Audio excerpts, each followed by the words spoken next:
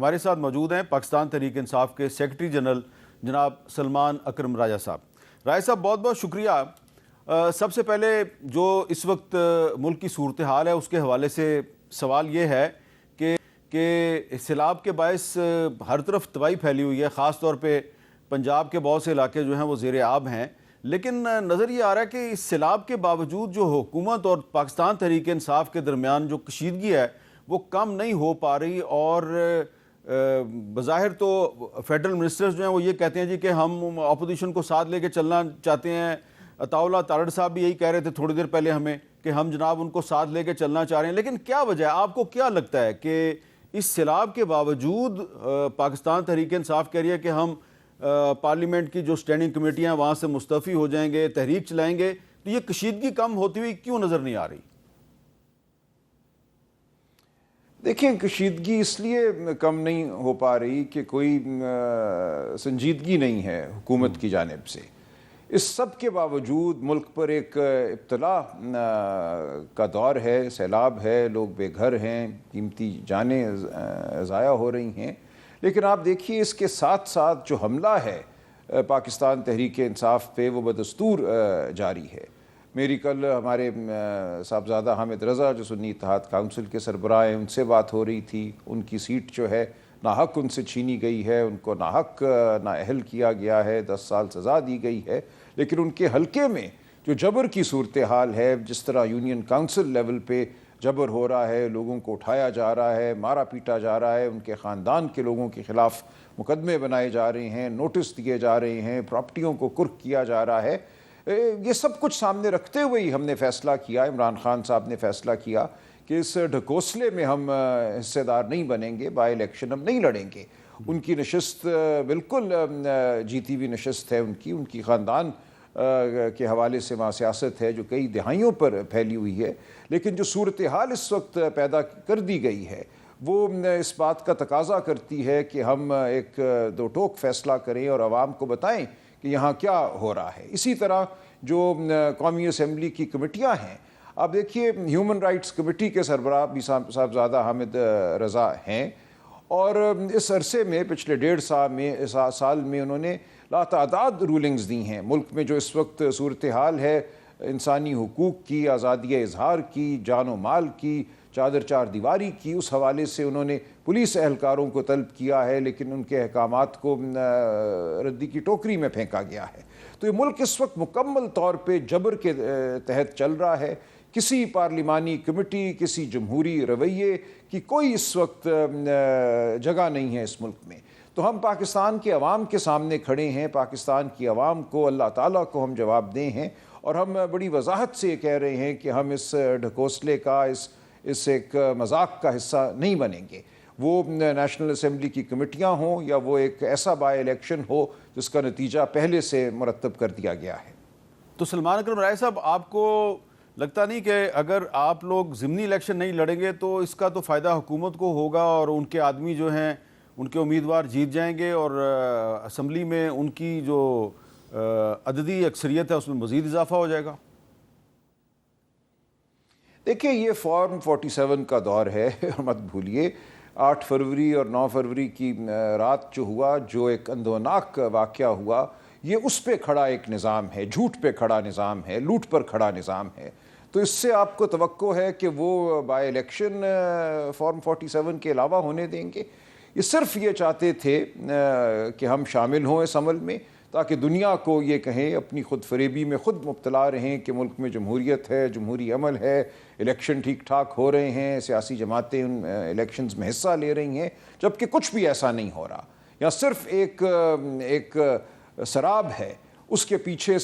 لوٹ ہے، اس کے پیچھے جھوٹ ہے، اس کے پیچھے فریب ہے۔ حقیقت یہی ہے کہ ملک میں ایک ہی اس وقت قانون ہے، اور وہ جبر کا قانون ہے۔ اس کے علاوہ نہ جمہوریت ہے، نہ کوئی اور قانون ہے۔ اچھا، یہ بتائیں کہ یہ کافی عرصے سے آپ کی عمران خان صاحب سے ملاقات نہیں ہو پا رہی تھی، لیکن پھر اچانک آپ کو بھی ملاقات کی اجازت مل گئی، علیمہ خان صاحبہ کو بھی اجازت مل گئی، اور بھی آپ کی پارٹی کے رہنما ان کو بھی اجازت مل گئی۔ تو آپ کے خیال میں کیا یہ حکومت کی طرف سے کوئی گڈ ول جیسچر ہے، یا انہوں نے یہ سوچا کہ آپ لوگوں کی ایک ملاقات کروا دی جائے تاکہ آپ کا تھوڑا سا جو غصہ ہے، کشیدگی تھوڑی کم ہو جائے؟ دیکھیے میں کچھ نہیں کہہ سکتا کہ کیا یہ منصوبہ سازی کرتے ہیں، یہ آئینی اور قانونی حق ہے ہمارا، میں وکیل ہوں، میرے وکالت نامے ہیں خان صاحب کے مقدمات میں، یہ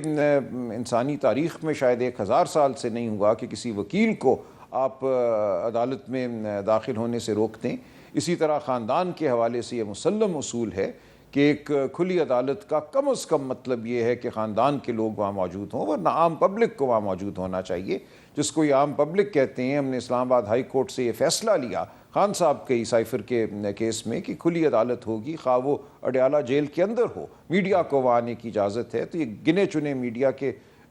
دوستوں کو اندر لے کر جاتے ہیں، گنے چنے لوگوں کو، وہی لوگ ہیں جن کے چہرے پہ لکھ دیا گیا ہے کہ یہ عام پبلک ہے، ان کو وہاں لا کے بٹھا دیتے ہیں۔ اور خاندان کو پچھلے 3-4 ماہ سے جانے کی اجازت نہیں تھی، کبھی ایک بہن، کبھی دوسری بہن، کبھی کسی کو بھی نہیں جانے دیا گیا۔ میں 3 ماہ بعد کل جا سکا ہوں، وکیل ہوں۔ اس سے پہلے ایک دن میں ملا 25 مئی کو، اس سے پہلے 25 مارچ کو۔ تو پچھلے 5 ماہ میں صرف 3 ملاقاتیں میری ہوئی ہیں۔ اس وجہ سے یقیناً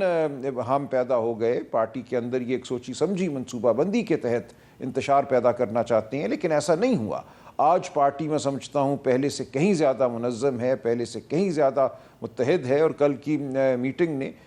بہت سے جو معاملات تھے، جو توجہ طلب تھے، جن کے حوالے سے ہمیں خان صاحب کی رائے چاہیے تھی، حکم چاہیے تھا، وہ چیزیں کل ہوئیں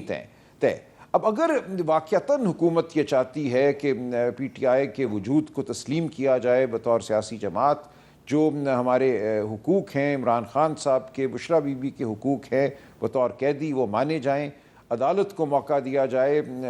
تھوڑی سی آزادی کا، تو یہ ہمیں نظر آنا چاہیے اگلے چند دنوں اور ہفتوں میں۔ آج ایک ٹرائل کی ڈیٹ تھی، جو کل مقدمہ تھا وہ آج پہ گیا تھا، اور آج پھر ہم سب کی ایک ملاقات ہونا تھی، لیکن یکایک خبر آئی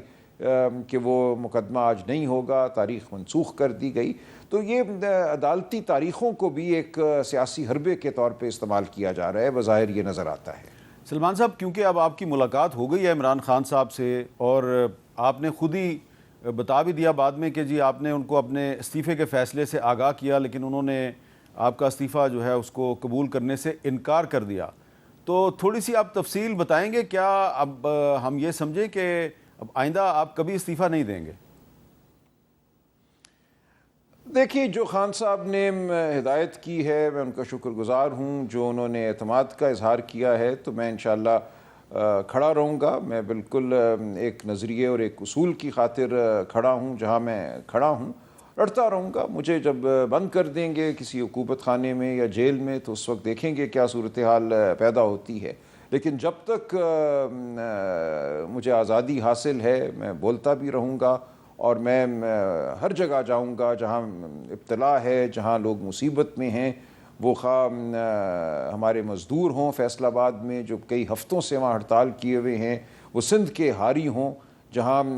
غربت ایسی ہے جو شاید 5000 برس میں نہیں بدلی، اور وہاں